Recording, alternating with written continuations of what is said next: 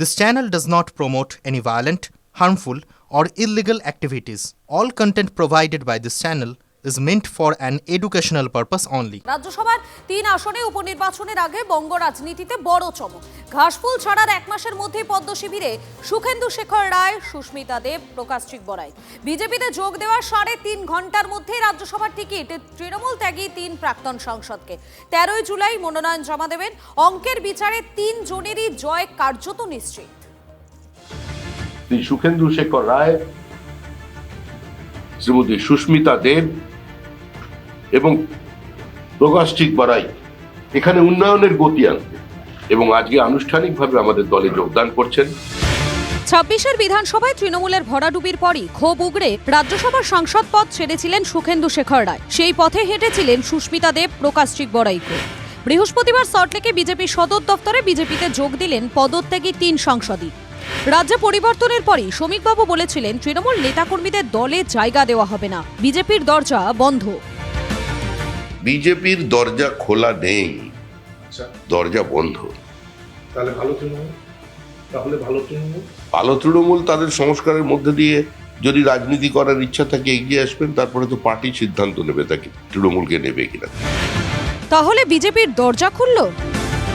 Exception proof the law আছে না, ব্যতিক্রম তো থাকবেই, বিচ্যুতি নয়, ব্যতিক্রম। ব্যতিক্রমী রাজ্যসভা থেকে পদত্যাগী ৩ সাংসদ, ব্যাখ্যা দিলেন বিজেপির রাজ্য সভাপতি। ৪ ঘন্টার তৃণমূলের জন্য দরজা বন্ধ। যারা টেন্টেড নন এরা প্রত্যেকেই গুণীজন, বিদগ্ধ মানুষ। এদের নামের আগে পদত্যাগী, দলত্যাগী বা তৃণমূলী এই শব্দগুলো ব্যবহার করবেন না। দলের ভরাডুবিতেই কি পার্টি বদল? সুখেন্দু শেখর, সুস্মিতা দেবদের নিশানায় তৃণমূলের দুর্নীতি। আমি যখন তৃণমূলের প্রত্যেকটা ফ্যাকশনের কথা শুনি, প্রত্যেকটা ফ্যাকশনই বলে দিচ্ছে যে তৃণমূল इस तरह। पब्लिकली डिमांड किया था कि जिस तरह आरजीकर कांड का प्रमाण सबूत इसको मिटाया जा रहा है, उसमें पुलिस कमिश्नर और प्रिंसिपल ऑफ द इंस्टीट्यूशन को कस्टोडियल इंट्रोगेशन होना चाहिए। बहुत ही सिक था। एक दिन में 2 बार हमको बुलाया गया लाल बाजार में नोटिस देके।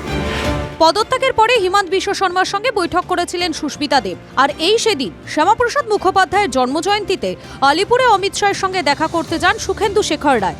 আর এবারে বিজেপিতে যোগদান। মানে আমি তো ব্যক্তির স্বাতন্ত্র্যতার উপর হস্তক্ষেপ করতে পারি না। যে কোনো ব্যক্তির রাইট রয়েছে, মৌলিক অধিকার রয়েছে ব্যক্তিগত সিদ্ধান্ত নেওয়ার। তারা যদি কোনো সিদ্ধান্ত নিয়ে থাকেন সেটা একান্তই তাদের ব্যক্তিগত সিদ্ধান্ত। মমতা বন্দ্যোপাধ্যায় তাকে একাধিকবার পাঠিয়েছেন। কিছুদিন আগেও দূরত্ব তৈরির পরেও আবার তিনি দুঃখ প্রকাশ করে মমতাদির কাছে ফিরে আসেন। মমতাদি তাকে গ্রহণ করেন। উনি এখন হয়তো তার প্রতিদান দিচ্ছেন। এগুলি মমতাদির প্রাপ্য। ২৪শে জুলাই রাজ্যসভায় বাংলার ৩ আসনে উপনির্বাচন। রাজ্যসভায় বিজেপির প্রার্থী হচ্ছেন সদ্য যোগদানকারীরা। তৃণমূলের গৃহযুদ্ধ চরমে। ঠিক সেই আবহেই বেইমান চেনালেন ঋতব্রত বন্দ্যোপাধ্যায়।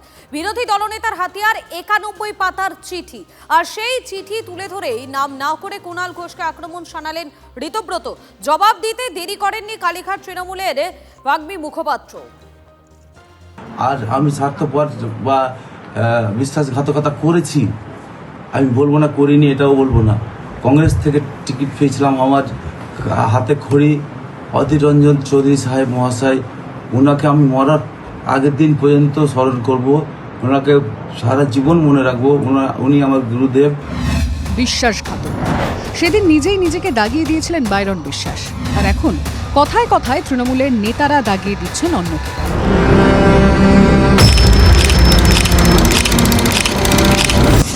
বিশ্বাসঘাতক, গদ্দার, বেইমান এখন বঙ্গ রাজনীতির চেনা শব্দ। ববি হাকিম মেটিয়াপুরে করতে পারেন, আর এটা তো সবচেয়ে বড় গদ্দার। 4 দিন আগে সিপিএম করা মাল লাত খেয়ে তারপরে তৃণমূলের পায়ে ধরে এখানে এসে জায়গা দেয়া। আর যারা বেইমান তাদের জন্য অত্যাচার বিজেপি আরো বাড়িয়েছে। এই বেইমানদের ক্ষমা করবেন না। তাহলে গদ্দার, বেইমান তুমি কার? সম্প্রতি ম্যানেজিং ডিরেক্টর পদে উন্নীত হওয়া যারা হচ্ছে এই বেইমান বলছেন, ঘটনাচক্রে সেরকম একজন সাংসদ থাকা অবস্থায় গ্রেপ্তার হয়েছিলেন। জেলে বন্দি থাকা অবস্থায় একটা ৯১ পাতার চিঠি। হাজার হাজার কোটি টাকার দুর্নীতি সম্পর্কে অ্যাড্রেস করা হয়েছিল দেশের প্রধানমন্ত্রীকে, স্বরাষ্ট্রমন্ত্রীকে, সিবিআই ডিরেক্টর। কারো নাম করেননি বটে, কিন্তু নিজেই নিজেকে চিনিয়ে দিলেন তৃণমূলের বাগ্মী মুখপাত্র। আমার এটা ভালো লাগছে, শয়নে স্বপ্নে জাগরণে ও যে ওই বালিশ ফালিশ ছেড়ে আমার নাম মনে রাখছে, সেটা আমার পক্ষে রিস্কিও বটে। হ্যাঁ, এটা আমার পক্ষে অত্যন্ত রিস্কি। হ্যাঁ, আমাকে খুব চারপাশ দেখে চলতে হবে। রাজ্যের মাননীয় প্রাক্তন মুখ্যমন্ত্রী দিদিকে অনুরোধ করব যে আপনি ম্যানেজিং ডিরেক্টরের কাছ থেকে চিঠিটা চেয়ে নিন। ভালো করে পড়লে আপনি বুঝতে পারবেন যে আপনার দল তুলে দেওয়ার সলতে কবে পাকানো শুরু হয়েছিল আর কে হচ্ছে দল তুলে দেওয়ার সলতে পাকাতে শুরু করেছিল। নাম না করে তৃণমূলের বেঈমান চেনালেন ঋতব্রত। আমার জীবনে অত্যন্ত কঠিন সময়ের ঋতু, যে সময়টাকে আমাকে কাঁধে বন্দুক রেখেছিল, নিশ্চিত আমি বলি তো আমার দলের কয়েকজন রেখেছিল, আমার অভিমান ছিল, অভিযোগ ছিল, তার মধ্যে আসল লোকটি মারা গেছে, আমি আর নাম বলতে চাই না, মৃত লোককে আর কত গালাগাল দেবো। বেঈমানির একটা ইতিহাস আপনি অনুভব করতে পারবেন। অসুবিধা হলে ওকেই জিজ্ঞাসা করবেন যেখানে কাটাকুটি রয়েছে। যে Kunal Ghosh was the first whistle blower, যদি ওই চিঠিকে মান্যতা দিতে হয় তাহলে তোমরা কিসের বিপ্লবী? হ্যাঁ, কিসের বিপ্লবী? বয় বিপ্লবী, বয় বেঈমান, আবার বয় বিক্ষুব্ধ। আসল তৃণমূল কারা? বল এখন কমিশনের কোর্টে। ঠিক তখনই আবার ঘরে ফেরার ডাক দিলেন মমতা। বেঈমানদের কথায় বেঈমানি করবেন না, সরাসরি বিজেপি করুন, আর তা নাহলে সরাসরি তৃণমূল করুন, মাঝ রাস্তায় থাকবেন না। Bureau report, TV9 Bangla. অনিয়মের সেবাশ্রয়, পরের পর অভিযোগ। এবারে অভিষেকের সেবাশ্রয়ে ভুল চিকিৎসায় মহিলার পা বাদ যাওয়ার অভিযোগ। রবীন্দ্রনগর থানায় অভিযোগ দায়ের করলেন বিজেপি নেতা অভিজিৎ দাস। হাঁটুর ব্যথা নিয়ে সেবাশ্রয়ের ক্যাম্পে গিয়েছিলেন মহেশতলার বাসিন্দা মালতী বিশ্বাস। ওষুধে ব্যথা না কমায় তাকে রেফার করা হয় মেটিয়াবুরুজের সেবাশ্রয় ক্যাম্পে। এরপর MR বাঙ্গুর হাসপাতাল হয়ে ন্যাশনাল মেডিকেলে রেফার। দীর্ঘদিন ন্যাশনাল মেডিকেলে থেকে পায়ের অপারেশন হয় এই মহিলার, সেখানে পা বাদ যায়। পরিবারের অভিযোগ সেবাশ্রয় ভুল চিকিৎসার জেরেই এই ঘটনা। হাঁটুতে যন্ত্রণা ছিল, সেই যন্ত্রণা দূর করতে গিয়ে আজকে সেবাশ্রয়ের ভুল ক্যাম্পে ভুল ডক্টরদের ট্রিটমেন্টের জন্য ভুল ওষুধের খাবার ফলেতে মাকে আজকে পা সারা জীবনের জন্য পঙ্গু হয়ে যেতে হলো। ভুল ওষুধটা কারা দিল? ভুল ওষুধ প্রথমে তো সেবাশ্রয় ক্যাম্প থেকে আলোকসংঘ ক্লাবে যে সেবাশ্রয় ক্যাম্প বসছিল সেখান থেকে ওষুধ দিয়েছিল, মডেল ক্যাম্পে যেখান থেকে ওষুধ দিয়েছিল সেই সব ওষুধকে আরও ব্যথা যন্ত্রণা বেড়ে যায়।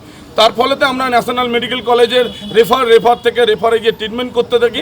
দুর্ভাগ্য, সেখানে ট্রিটমেন্ট করতে গিয়ে পায়ের অপারেশনের সিট কেটে গিয়ে সেখানে নিয়ে যাওয়ার পর ওনাকে অনেকগুলো ওষুধ দেওয়া হয়।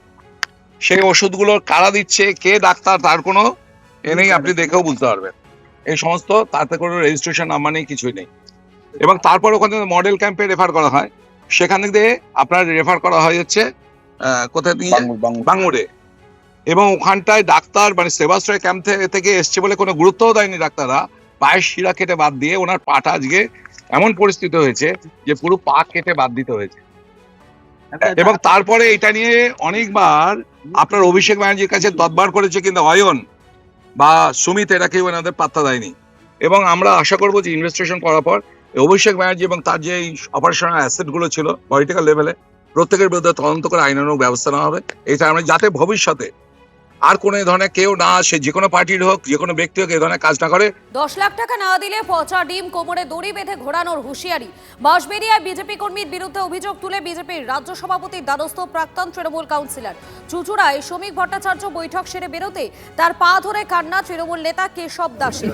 বিজেপি কর্মী দেবজিৎ মুখোপাধ্যায়ের বিরুদ্ধে অভিযোগ ওই তৃণমূল নেতা। সপ্তগ্রামের বিধায়ক স্বরাজ ঘোষ জানিয়েছেন, অভিযোগ আদৌ সত্যি কিনা খতিয়ে দেখা হচ্ছে, প্রমাণ পেলে দলগতভাবে ব্যবস্থা নেওয়া হবে। কি হয়েছে কেশব, কি হয়েছে তোমার? আরে আমার কাছে আমি রানা মুখার্জি, দেবজিৎ মুখার্জি 10 লক্ষ টাকা চেয়েছে। কিসের জন্য চেয়েছে?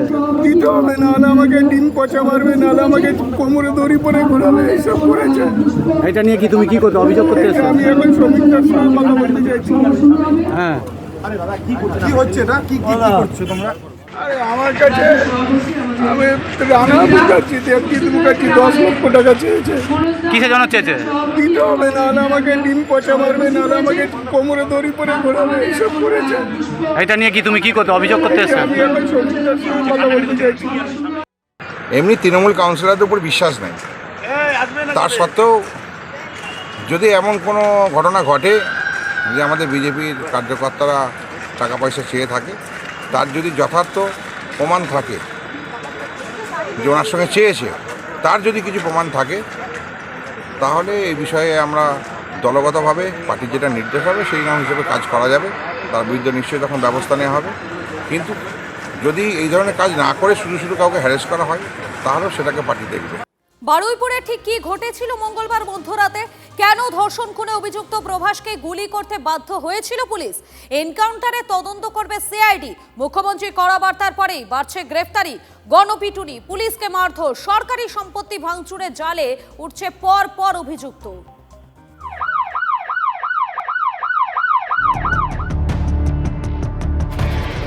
মঙ্গলবার রাত 1:45 থেকে রাত 2:20 বারুইপুরের সূর্যপুরে রেললাইন লাগোয়া এলাকায় মাঝরাতে মহানাটক।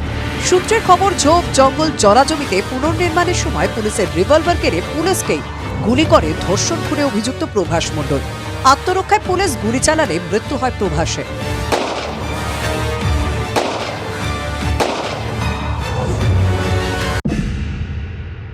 সিআইডি তদন্তভার গ্রহণ করেছে ইতিমধ্যেই, যে কারণে বারুইপুর থানার পক্ষ থেকে সমস্ত প্রয়োজনীয় কাগজপত্র এবার সিআইডির আধিকারিকদের হাতে তুলে দেওয়া হবে। বারুইপুর এনকাউন্টারে তদন্ত করবে সিআইডি। 1 ঘন্টা 35 মিনিটে ঠিক কি ঘটেছিল, কোন পরিস্থিতিতে গুলি করতে বাধ্য হয় পুলিশ, তারই তদন্ত করবেন গোয়েন্দারা। এদিকে গণপিটুনি, পুলিশের ওপর হামলা, ভাঙচুর, সরকারি সম্পত্তি নষ্টে বাড়ছে ধরপাকড়। ধর্ষণ ও খুনে আরও এক অভিযুক্ত কবির মোল্লাকে এদিন আদালতে তোলা হয়। আজকে একজনেরই ছিল, তো তার প্রোডাকশন হলো আর আইও প্রেয়ার করেছিলেন, তো 10 তারিখ অবধি আমাদের পিসিটা এক্সটেন্ড। ধর্ষণ খুনে ধৃত আনন্দর বাড়ি ভাঙচুরের পর আগুন লাগিয়ে দেওয়া হয়। অভিযুক্তের পরিবারের দাবি, প্রভাসী সবাইকে ফাঁসিয়েছে। সব ফুটেজগুলো চেক করুন, দেখুন, প্রমাণপত্র নিয়ে তারপরে কথাগুলো তুলুন, তারপরে শাস্তি দেওয়ার ব্যবস্থা করুন। অপর দুই অভিযুক্ত দিবাকর সর্দার ও কবির মোল্লার পরিবারও দাবি করছে দুজনকে ফাঁসানো হয়েছে।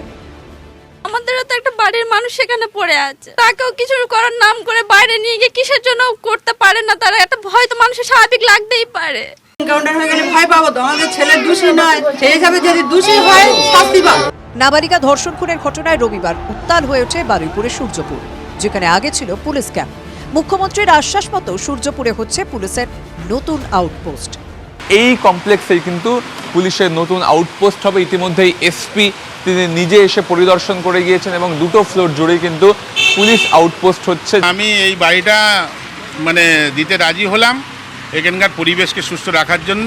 এদিকে বারুইপুরে এনকাউন্টার নিয়ে চলছে রাজনীতি। বিদ্যুৎ জনেদের একাংশকে নিশানা করেছেন মন্ত্রী দিলীপ ঘোষ। বুদ্ধিজীবী নাম, এরা সমাজ বিরোধী। আমি বলছি যে ডিম যেখানে সেখানে নষ্ট করবেন না, এই বুদ্ধিজীবীদের মাথায় ডিম ভাঙুন, বুঝিয়ে দিন এরা সমাজ বিরোধী। স্কুলে পড়াশোনা করেছি, যে স্কুলের যা প্রতিধ্বনি তাই তো হবে।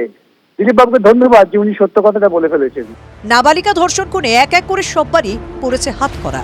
অন্যদিকে পুলিশের উপর হামলা, ভাঙচুরে জারি ধরপাকড়। সুমন মহাপাত্র ও অভিজ্ঞান নস্করের রিপোর্ট, TV9 বাংলা। বারুইপুরে গণপিটুনি ও হত্যার ঘটনা নিয়ে মমতাকে নিশানা শুভেন্দু অধিকারী। দাঙ্গাকারীরা কেন প্রতিবাদী? প্রাক্তনকে নিশানা করে সোশ্যাল সাইটে তোপ বর্তমান মুখ্যমন্ত্রী। বারুইপুরে গণপিটুনিতে নিহত অটোচালক ইন্দ্রজিৎ মণ্ডলকে নির্দোষ বলেছিলেন মুখ্যমন্ত্রী। মমতা দাবি করেন প্রতিবাদীদের গ্রেফতার করছে পুলিশ। সেই মন্তব্যকে নিশানা করেছেন শুভেন্দু অধিকারী। এক্সপোস্টে তিনি লিখেছেন, দল হারার পরেও আপনার কোনো পরিবর্তন হয়নি। তোষণ, মিথ্যাচার আর উস্কানি, এই 3টি বদ অভ্যাস আপনার এখনো গেল না। ইসলামপুর চম্পাবাগে তুলকালাম পরিস্থিতি, নিষিদ্ধ পল্লী থেকে উদ্ধার একাধিক নাবালিকা। প্রাক্তন বিধায়ক শ্রীরূপা মিত্র চৌধুরী গিয়ে ওই নাবালিকাদের উদ্ধার করেছে।